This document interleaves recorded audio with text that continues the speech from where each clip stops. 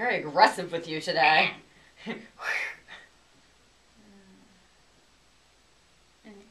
We need hairspray. Okay. Noted. We need hairspray. Noted. Okay. Good? I'm going to start. Yeah. Okay. Ready? Let's spit in my teeth. Okay.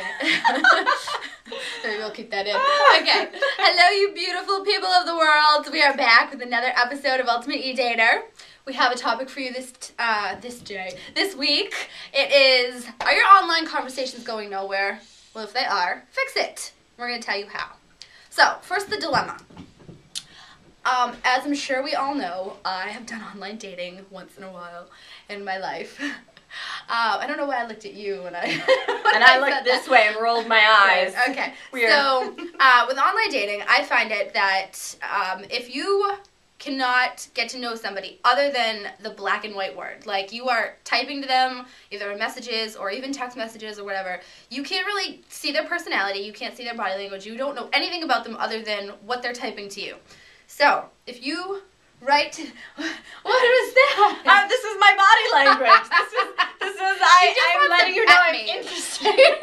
Don't let her fool you. Okay. Point I was making was, so I lost my train of thought, of course. So yeah, so if you guys are talking back and forth, then there needs to be a conversation, like continuation. So if you write a message and say, "Hey, how are you?" and they write back and say, "Good, how are you?" that gives you somewhere to go after that. Then you tell them how you are. So if they end it with, "I'm great, I had a good day today, I did this, I went to work, I came home, now I'm tired and I'm relaxing." There's nowhere for them to go with that. You didn't ask a question, you didn't continue the conversation. Yes, you answered them, but you didn't give them anywhere to go.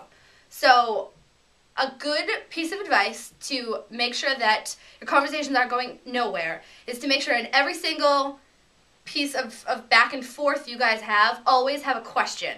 Always leave it open-ended for them to answer you back. But be careful, because you can be a little overzealous, and if you ask somebody a question and you feel like you're liking them or whatever and you want them to respond, and then they don't respond, don't message them again, because that is a little, I don't know, in my intense. Intense. It's intense. Desperate. Maybe they're busy. Yeah. Maybe they've probably gotten your message. They've got a life. They might be busy, or they might not be interested, and if they're not, then you message them again isn't going to do anything about it. So act like you're interested. Definitely, like if you're interested, act that way, but keep the conversation going with questions, and also don't be overly aggressive with your questions. Don't constantly keep messaging them. So that is my personal dating advice on how to have your conversations not be conversation stoppers. Because I've stopped talking to plenty of people because they can't keep a conversation going if they say something to me like, "Oh yeah, my day was great," and that's it, and they don't go anywhere. They could be gorgeous, they could be fun, they could be whatever, and I'm not going to know it. I won't continue the conversation. So don't let it happen that way.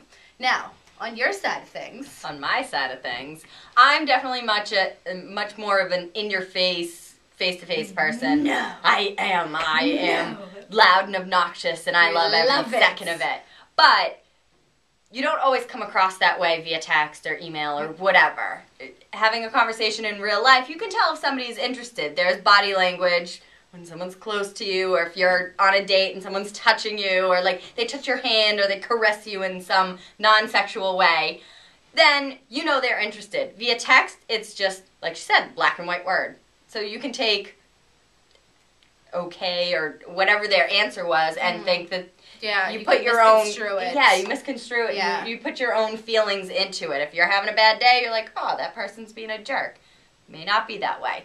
So work some body language into the conversation. Make them get to know you, like as if you were sitting right in front of them and batting your eyelashes, or being funny and witty or whatever. Get creative in your messages.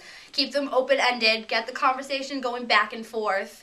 And make sure you show them that you're interested without being creepy and being like a message freak.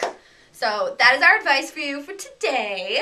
Always put a question mark at the end of your question. Yes. Punctuation is huge. As a female, I put tons of smiley faces. I'm a little overly obnoxious with it because I'm in your face. So via text, explanation points and if you're smiley going to ask faces. questions, make sure you're putting that exclamation point, because some people will just read right over it and then they'll think the conversation ended. You skim your text messages. We all do it. It's okay, but set yourself apart. Be interesting. Have fun. That's it. Subscribe to our channel. We'll see you later.